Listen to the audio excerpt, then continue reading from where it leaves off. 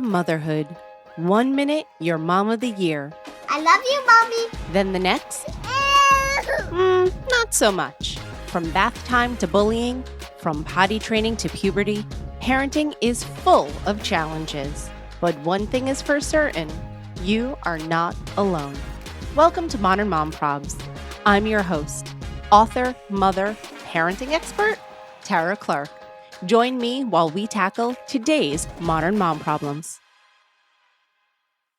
Welcome back to another episode of Modern Mom Probs. I'm your host, Tara Clark. Today's topic is conscious parenting, and I'm joined by Sadie, who is a trained psychotherapist and resilience coach. She's a wife, a mother to 2 boys, and the host of the Resilient Mom podcast. In her practice, Peg helps modern moms create more calm and intentional lives. Peg, welcome to the show. Hi, Tara. Thanks so much for having me. I'm so excited. I'm so excited to have you because this is one of my favorite topics to talk about. So as I mentioned, you are a trained psychotherapist and a resilience coach. First of all, I love the concept of a resilience coach because I want to talk about that a little bit. So you help parents live more intentional lives. Tell us a little bit about yourself and how you got to where you are today. Sure, absolutely. Well, it's a little bit of a nonlinear journey. So being formally trained as a psychotherapist, I always knew I wanted to work with kids and families. So I did that originally, both in private practice and in a school setting, working with special needs kids in a private school. Love working with that demographic. So when I became a mom 15 years ago, 2 boys, almost a decade apart. I've got a 15-year-old boy and he's almost 16 and a 6-year-old about to be 17. Wow. I know, it's a big spread. So when I had my first, I unfortunately experienced crippling postpartum depression and anxiety. And even being a therapist myself, I didn't see the signs. Like I couldn't, no one really prepares you for what that's going to feel like. Is this normal? Is it, I'm exhausted, but of course I'm exhausted. I'm not sleeping. I'm breastfeeding around the clock. I'm isolated. I'm at home. I'm not working. I'm not around my friends. I don't have the support. I didn't ask for help. So, and what I like to say is it's a lot of times difficult to read the label from inside the bottle. And that's exactly what happened to me. And I let it linger and I waited. It was almost a year till I got professional help.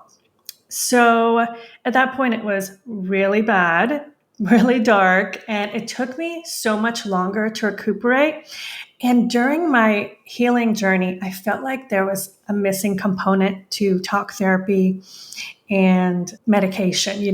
Those were the only options back then. Really, there wasn't that much support. Social media really wasn't a big thing. And although I truly, wholeheartedly think therapy is so beautiful and can be so healing and essential in our growth and self-discovery, it has its limitations. And what I felt was lacking was a sense of community, especially with dealing with motherhood and the isolation and feeling alone in our journey. And that lack of connection, because there was a shame and stigma back then as well with caring or having any kind of mood disorder, especially around postpartum depression. And I think even to this day, because we think, well, we have this beautiful, healthy child. I should feel so blessed and I should be so happy because everyone else is telling me I should be. Oh, you must be so excited. You must be so happy. And you're like, not really. And so I kept it all to myself. It took me over almost a decade to really share my journey and my experience. And now I share it with whoever will listen. And what I did was, out of that struggle, out of that experience, I decided I wanted to shift my focus from psychotherapy to coaching, specifically resilience coaching, because when you go through a major trauma like that, your resilience gets reduced, gets lowered, your threshold, and then you're still having to deal with all the day in, day outs of motherhood, and the tiniest stressors, the tiniest things will start to trigger you. And it just gets worse and worse. It can become, cyclic. So I knew there had to be a more holistic approach outside of talk therapy and medication to really help women feel like themselves again. And I figured it out on my own with lots of trial and error. And I wanted to kind of close that gap and bridge that gap between talk therapy and thriving for moms and create programs and content so moms don't feel as alone. And the main component is the community and the holistic approach, which takes into consideration mind, spirit, and body, which a lot of times talk therapy, and all the time medication does not. And my programs are not just for moms that experience depression. It's really any mom that has been struggling with overwhelm, stress, and anxiety, which we all know motherhood is a lot all the time. It's a and lot. Anyone who says otherwise is lying. Totally true.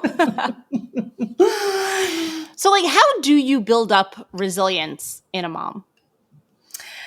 That's a great question. So now, one of the first things there's lots of ways, but one of the first things I address with my moms that come to me that are struggling is we do what's called a self-care audit and an energy audit. And we look at the 6 pieces of the pie, your environment, your relationships, your psychology, your thought process. Are you having negative thoughts? Are you connecting with other people close to you? How's your career? Do you feel like you're on path with your goals? How's your environment? Is it stifling you? Is it cluttered? Is it, all these little things contribute to reducing your resilience. And then you start to kind of drown in them because you don't know where to start. So once you kind of do an audit, you can just focus on one little pie at a time. And we just create micro habits. So say if you just like I'm someone who's I'm a empath, so I'm highly sensitive to my surroundings. So Same. Really? Yes. And so many of the moms I work with are, and I find it very difficult. And you'll know immediately if something's going on with me if you come see my house. If little piles of things start to add up or things aren't as they should be, that's a direct reflection of what's going on in my mind. So I know when that is happening for me, and sometimes people think, I heard someone say once, you have to get your mind right first before you get your environment right or other things. And I think it's the total opposite. I really think starting with tangible things that are simple and easy to do can really be that catalyst to shift your mindset and start getting you out of that feeling of helplessness or overwhelm. It really creates this positive momentum. But yeah, building your resilience is a series of things, cutting out toxic people out of your life. Are they draining your energy? Do I make time for myself? One of the first questions I ask my mom is, where do you create space for you? And I'm not talking about, you don't need a 2-hour morning ritual. You don't need to get up at 5 and do all that. Right. But, even if it's going to bed 15 minutes early, grabbing that cup of tea and reading a chapter in your favorite book, these little things are really important. And as a mom, we get so in the routine of simply taking care of our kids, taking care of our families, feeding, bathing, making sure they have everything for school done. And then we slowly kind of lose these pieces of ourselves, like our passions, our hobbies. And we don't realize what an emotional toll. It's like chipping away at our life. I call it death by 1,000 paper cuts. We don't even realize it's happening. It happens really slowly over time, and we bleed out. We're just oh my gosh. And this term, fill your cup, people say it all the time, but what does that even mean? So what I do is I break that down for moms and kind of show you, this is how you do it. And it's not going to be the same for every mom, my idea of self-care and building my resilience is going to be completely different than somebody else's because of how I function. I'm an introvert, I'm an empath, I need a lot of alone time. Someone else may be totally opposite. They need to go out, they need to hang, they need to socialize. So it's really important to have that introspection and self-reflection and kind of understand, get back to who you are and kind of what you need to increase that resilience. Yeah. Oh, I love that. I'm sorry, I went on like a tangent on that one, but I really wanted to hear that because I was genuinely curious about building one's resilience. Because I think so much of that is true. Moms are pulled in so many different directions, whether it's our jobs or our children or our spouse or our own parents. And so then sometimes we're not really able to reflect and take the time to be like, who am I? What are my desires? What really gets me up in the morning, aside from our children?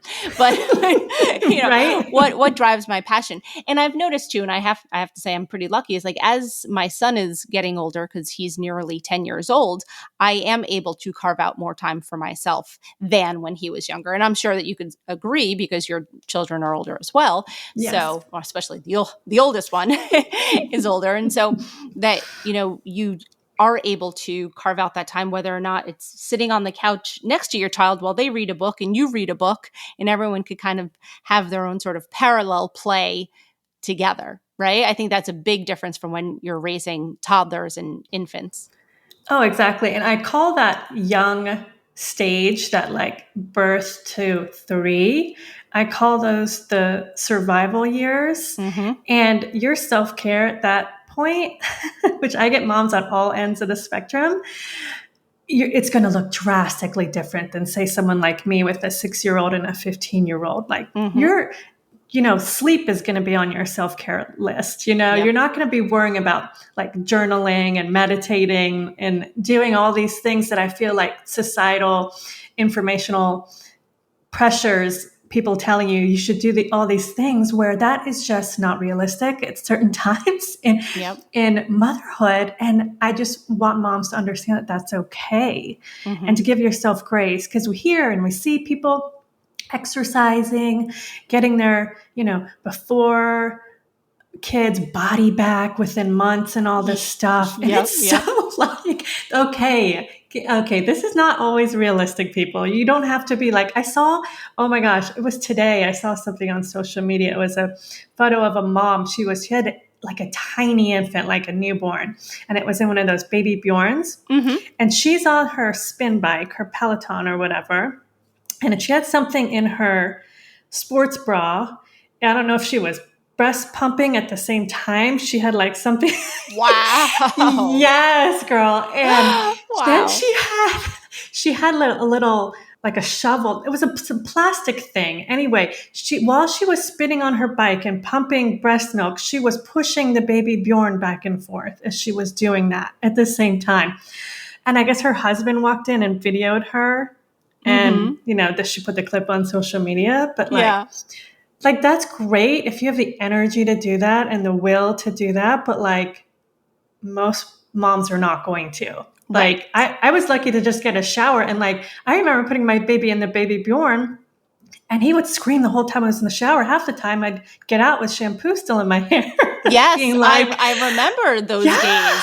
I do. I don't remember them fondly, but I right? remember because It was horrible. it was true survival. It was And stressful. when Yeah. you're in the trenches like that, you think you're Mm-hmm. never going to get out of the trenches. I You think your know. child's never going to be 6, 7, 8, 9, 10 years old, let alone 16 years old, right? You think like, this is it. This is the only thing I'm ever going to know. This is motherhood. It's hard, but eventually our kids grow up, and I know. so do we. I And know, especially with the first, because you have no frame of reference. yes. That's what's hard. So you kind of feel hopeless, like, oh my gosh, this is never going to stop, This is especially if you're a stay-at-home mom. this is the only way I will ever feel forever and forever and for Yes. always. Yes, and it's not. The second one is so much easier. I mean, not necessarily easier, but you have a frame of reference. You're like, Yes. okay, this shall pass. That you know that you're not stuck in that particular stage for all of eternity. Right. Yeah. So I'm going to shift a little bit now. I want to talk Yes. about conscious parenting. Yes. So conscious parenting is a topic that you hear so much about, especially if you're on Instagram and TikTok. You're like, okay, so what's conscious parenting and how does it differ from, and I'm using this in quotes, regular parenting? Right. I know. It's such a hot topic right now. And conscious parenting has been around for quite some time, but in recently it's been brought to the forefront by some, pretty notable psychologists who specialize in this, namely Dr. Shafali, who's amazing. But conscious parenting And this is, it's a mindset shift. So it's really about self-reflection. I know we were talking about that before with building our resilience and self-care, but this truly is about self-reflection and asking the right questions, but not about our kids, asking the right questions to ourselves around our kids. So the most powerful way of connecting with our kids is to feel connected with ourselves, right? For us to feel fulfilled, for us to feel complete. And I incorporate conscious parenting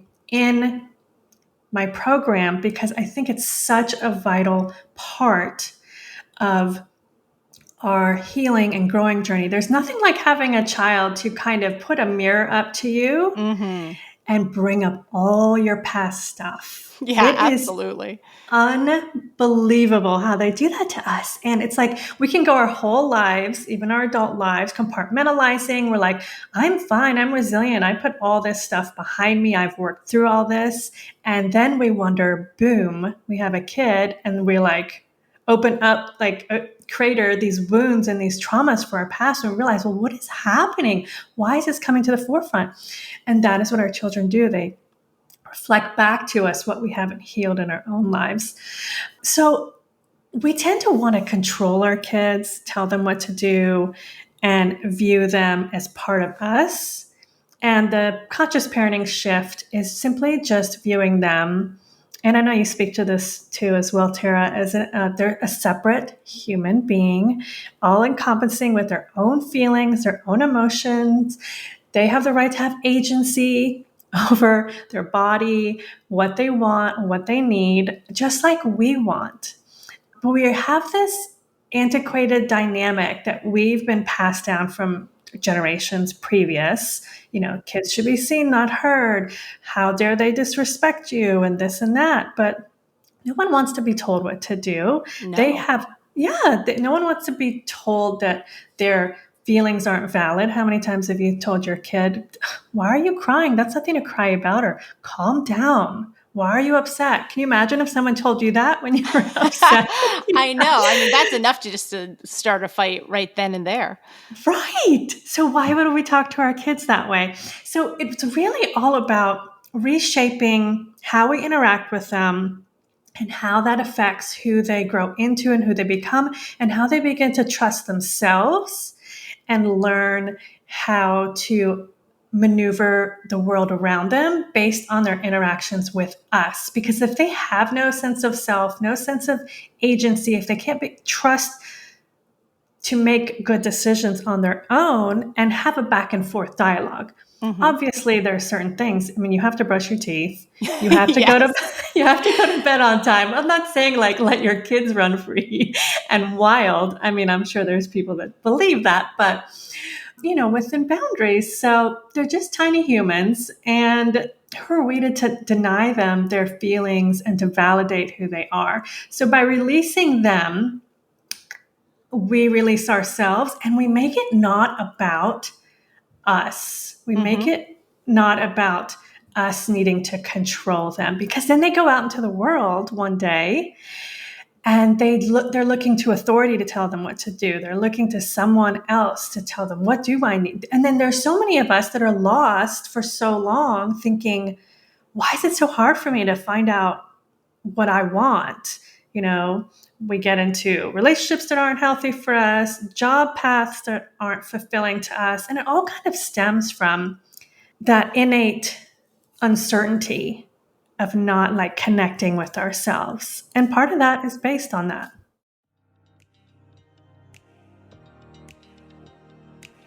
This episode of Modern Mom Probs is sponsored by Sambucol.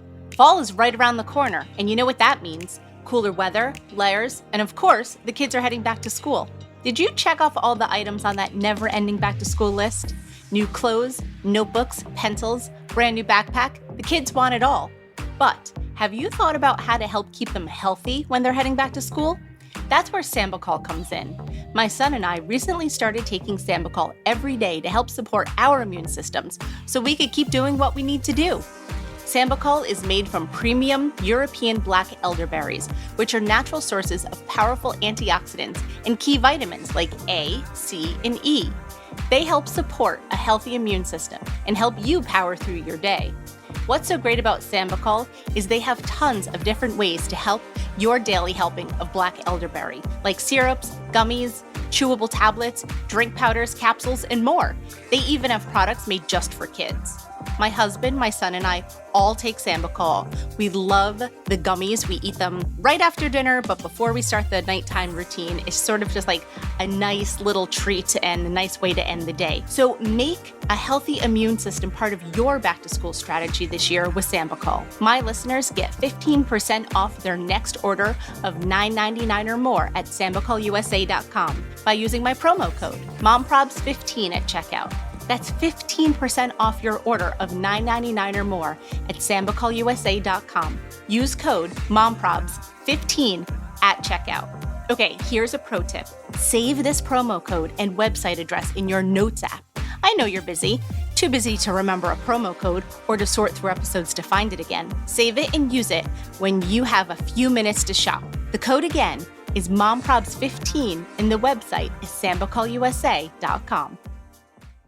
Gosh, I never thought about that from an adulthood perspective. You know, I obviously think about that in my parenting practice with my son. And as you mentioned, I often speak about, you know, the importance of treating children with respect because they are their own people. And I guess I've never really thought about, you know, 10, 20 years down the line, how this is going to play out. I could say from my own personal perspective, like when my son was younger, I was much more of a helicopter parent. He's, you know, my only son, and I watched him on the playground and, oh, don't touch this. Oh, watch out for that. Oh, this and that. And once I became more involved with the parenting space, and I've spoken to experts like yourself, I've learned so much more about conscious parenting. And so I was really able to tap into my own emotions and check, like, why don't I want him to get dirty? Why am I so concerned about him hanging from the top of the jungle gym? All of those things. And once I really pulled back and let go, I often joke about like, be like Elsa, just let it go. Once I Yeah. pulled back, my relationship with my son was so much better. And I want to say this was probably around, gosh, I don't even know the dates, but like maybe when he was like 6 or 7 or so, like I said, I really pulled back and let him be his own person and respect that, you know, and I still work with my husband on that too, because he often has a hard time with it in as much as based upon my son's behavior or actions or whatever, like my husband takes it really hard. And I'm like, it has nothing to do with you. Like you and your son are two different people. And I love you both very much, but you are not the same person. And he is not a direct reflection of you. He is a reflection of maybe the choices we make, the choices he makes, all of those things together go into it. You know, I let my son grow his hair pretty long, and every once in a while then we'll cut it, but then he grows it long again. And so that's one of those things where like he says like, mommy, I like my hair long, I want my hair long. And who am I to say no? Like I wear my hair long too, so we sometimes joke in the house and say like, we have like long hair, don't care. But, you know, maybe my husband wants him to cut his hair shorter, or, you know, maybe like the grandparents want him to cut his hair short or something like that. But he has this very cute, like surfer boy look, and he likes that and he embraces it. And it's part of who he is as a person. So who am I to tell you like, no, you can't be who you are as a person? You're not bothering anybody. You're not hurting yourself. And so I think it's really important for us as parents to, like you said, like check in with yourself first and then kind of think like, why am I behaving in that way? Why are my actions as such? We could all have long hair in our house. It's okay. Exactly. I think it's so hard. And you're right. It's all about asking the right questions. And I think as parents, it's our instinctive, reflective response to just be like, oh, what does this say about me as a parent? You know, like I remember my oldest has a friend who they grew up since they were real little. They went to school together, and her son would always wear shorts. He refused to wear pants. So even if it was 30 degrees outside, We have one of those friends too.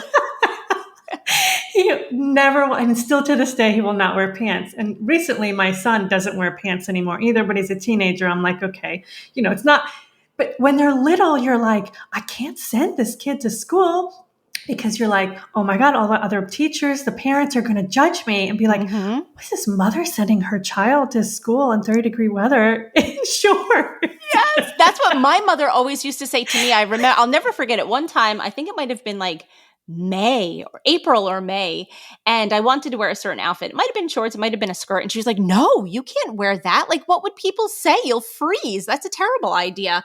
And I mean, I don't even know how old I was, but it stuck with me. So obviously that was a core memory enough for me to be talking about it now 30 years later. But it's a lot of the worrying about what society will think. And I think that once you sort of shed yourself of those expectations, it's so freeing. And of course, like everyone still has expectations on them, but once you feel confident enough in yourself to say like, hey, I want to wear my hair long, or hey, I want to wear shorts. Like, I think that really unlocks so many other opportunities for you in life.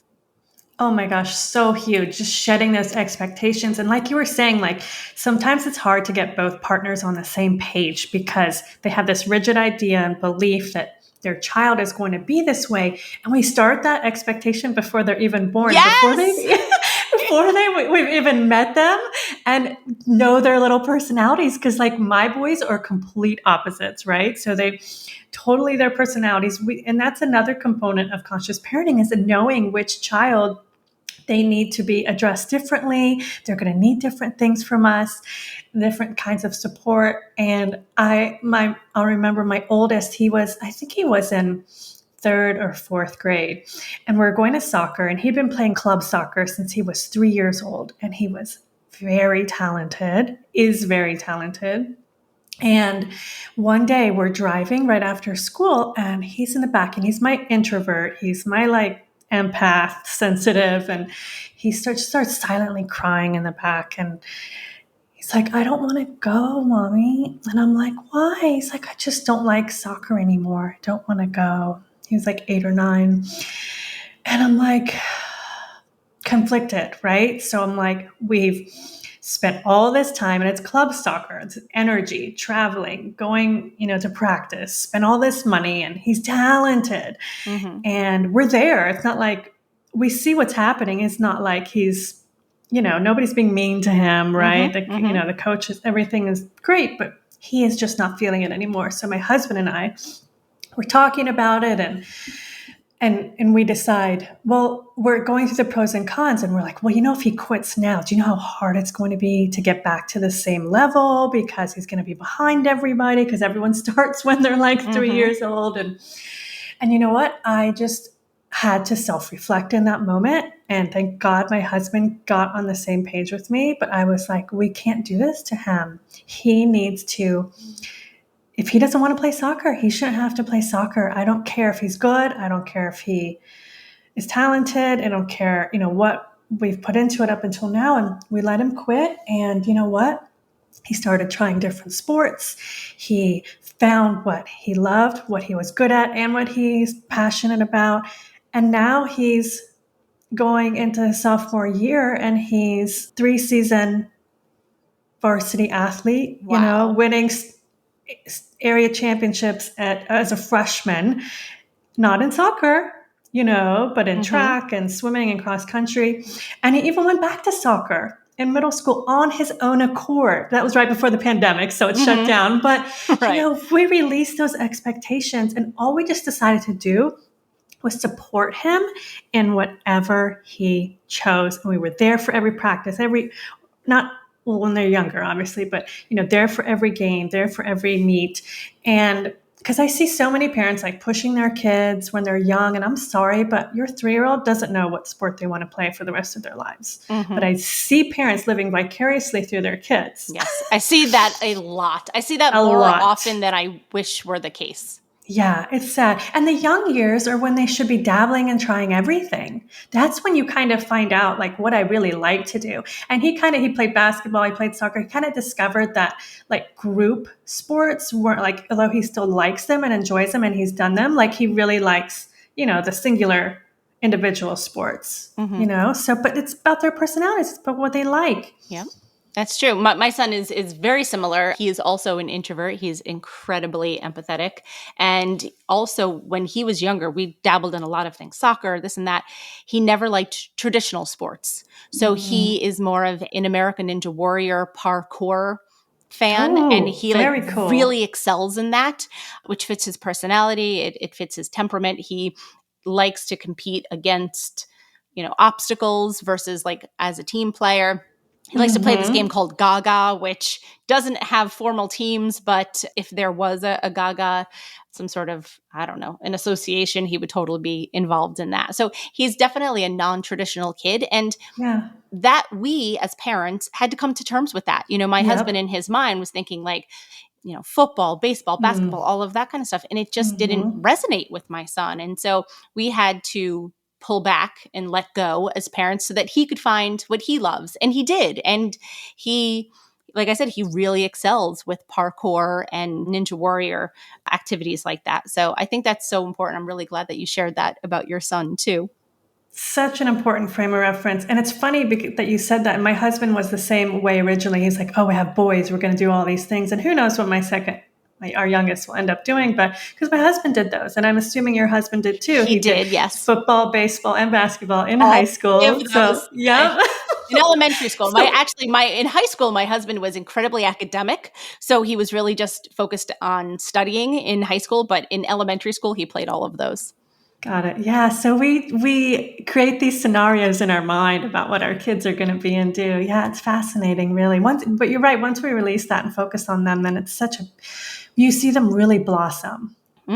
Absolutely. So, what are like some simple changes that moms who may be listening right now can take away with them to make them more conscious parents? Absolutely. Something really simple moms can do today is honestly just, like we just talked about, releasing our idea of what our kids should be, Mm-hmm. right? And then making just a simple statement about who our child is. Like, maybe we didn't anticipate having an introvert child or a child that was defiant or temperamental or is below the curve in academics. Like, I was always good at math. I thought my kids would be good at math. My oldest is not his forte, love his heart, Yeah. but he's good at other stuff, loves science. So just, making a simple statement that, I accept my child is, or parents that have kids with special needs, we Mm-hmm. never anticipate that. So just, saying I accept that my child is different. I accept that my child is quiet. Mm-hmm. I accept that my child is temperamental, you know, finds it hard to sit still, which is Mm-hmm. my youngest. He Yes, is everywhere, all over the place. I understand. Yes. I could relate. So that is one really simple thing because it's just that mindset shift. Once we accept that and we understand, we can come from a more understanding viewpoint when we interact with them. The second one, which we just were talking about, is simply respecting our child's choices. With, you don't want to play soccer. Okay, you can ask questions around it, but I understand and I respect that this is not something you want to do anymore. Obviously, they can't choose not to go to school, Right. but And trust me, we try on that one. Or brushing your teeth. Those or those brushing are your teeth. hard line things we have to do. Exactly. Let's face it, we're still parents. Their well-being is, our responsibility. So that's simply respecting their choices, validating our child versus their behavior or achievement. This is so huge. Mm. So I see so many parents, I have been guilty of this myself. We all have, I think, telling our children, oh, you're so smart. You're so talented. I'm so proud of you for winning that trophy or that medal or being top of your class or getting that 100%. Not as often do we, and I believe that we should, focus on intrinsic traits like being kind, being generous to their friends, working really hard to make it to on the team, even though maybe they sat on the bench or, Yep. what have you, is like really reinforcing that is the most important part of who they are. It's not these external accolades or achievements. That's one of the biggest mistakes that parents make, I think, as far as becoming more conscious. because it can have the opposite effect for kids. So you tell them they're so smart or they're so talented, and what happens is they can become paralyzed with fear of failure because of that. Those perfectionists out there. Yep. I'm a recovering perfectionist because I was always told, you're talented, you're smart, you're going to do this, you're supposed to go to medical school, you're supposed to do this. Like it was always achievement, achievement, achievement. And so now I struggle with that perfectionism tendencies and the fear of failure. And I have to work through that a lot day in, day out. And that could really, and also it narrows you don't realize when you're putting that focus on the achievement, it limits their scope of possibility. So they're like, okay, this is where I'm getting all my accolades, but I really like this. But mom never tells me she's proud of me for the artwork that I bring home and show her. But she's super proud of me when I bring the A's home on my math paperwork. So then they shy away from maybe following their passion. They really want to pursue art, but then they're stuck in fear, right? So that is a beautiful way, just validating who they are as opposed to their achievements. And the last thing I would share is the same thing we were talking about earlier, Tara, is just asking the right questions about your child. Honestly, do I really know who my child is? Yes, they're my child, but they're not an extension of me. I need to really get curious. I need to know who they are, what they think, what they like, what they want. And another beautiful self-reflection question is, am I responsible for any of my child's behavior? Interesting. That's a good one.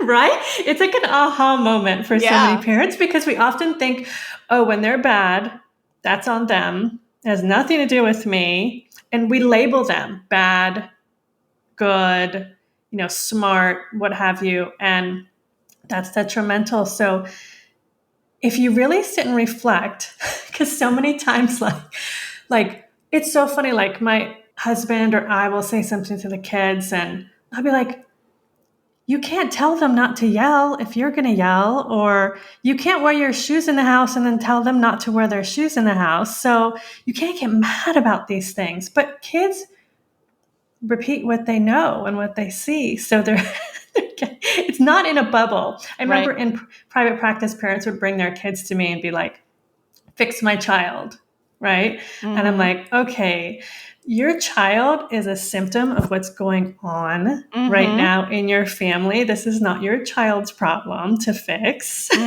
More so, it's coming down from the top. Something is happening in the household, some kind of energy shift, something is going on. And this is a reactive expression of what's going on with this child. Another question is, what about my child could be bringing up my past traumas? Like that mirroring effect. And can I create the space within myself to know my child each and every new day? Like how can I get curious every day and how can I do it? Because they grow, they change, their ideas change. So yeah, those are some of my very favorite questions to get us started shifting into that. I love all of parenting those. mode. I love all of those. Good, right? Yeah, they're so good. I should have been taking notes faster than I was. I love all of those. Peg, Sadie, you are incredible. Tell everyone where we can find you. Oh, thank you so much, Terry. You're so sweet. Yes, you can find me on my website at pegsadie.com, PEGSADIE, just how it sounds. You can also find me on Instagram, my favorite place to hang out. My handle is at peg.sadie, SADIE. Or you can email me at hello@pegsadie.com. And I'd love to share a free resource with your listeners, if that's all right with you. Yeah, that'd be wonderful. Awesome. And it goes beautifully with our conversation today. It's actually a pretty new resource, so your listeners will be one of the first to get their hands on this.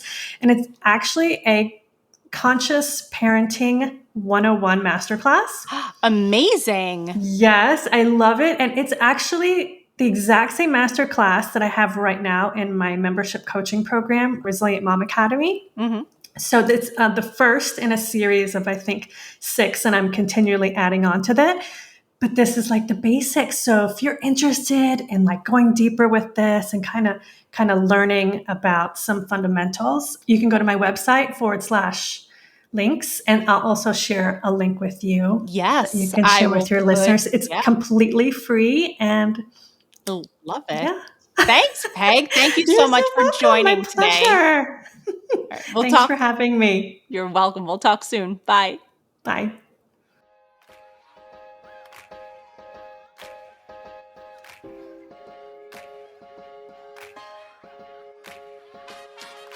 Thanks for listening to today's episode of Modern Mom Probs. I hope you enjoyed our deep dive in today's problem with me, your host, Tara Clark. Join me next time when I'll be interviewing another great guest and tackling another modern mom problem. If you enjoyed today's episode, please leave us a review and a rating. As always, you could head over to Modern Mom Probs on Instagram and give me a follow. Or check out my book, Modern Mom Probs, A Survival Guide for 21st Century Mothers, available online wherever books are sold. Well, that's it for today. See you next time, folks.